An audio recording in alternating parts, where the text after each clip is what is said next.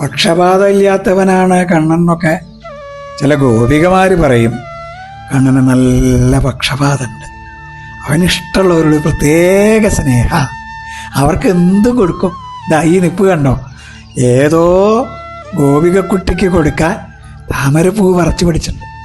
അത് പുറകിൽ ഒളിച്ചു വെച്ചേക്കുക, ആർക്കും അങ്ങനെ കൊടുക്കില്ലാന്ന്.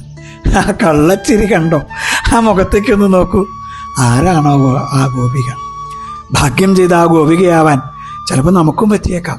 നമ്മളിൽ ഒരാളാവാം ആ ഗോപിക. കണ്ണനെ സ്നേഹിക്കൂ, കണ്ണനെ പൂജിക്കൂ, ഉള്ളതെല്ലാം കണ്ണന് കൊടുക്കൂ. എൻ്റെ കണ്ണൻ മാത്രമേ ഉള്ളൂ എന്ന് പറഞ്ഞാൽ പോരാ, അത് കാട്ടിക്കൊടുക്കണം. അങ്ങനെ കണ്ണൻ മാത്രമേ എനിക്കുള്ളൂ എന്നങ്ങോട്ട് ഉറപ്പിച്ചാൽ അവനുള്ളതാണ് കണ്ണൻ. ഗീതയിൽ പറയുന്നുണ്ടല്ലോ, ആരാണോ എന്നെ പരിപൂർണമായി എന്നിൽ സമർപ്പിച്ചു വാസിക്കണ അവൻ്റെ കൂടെയാണ് ഞാൻ.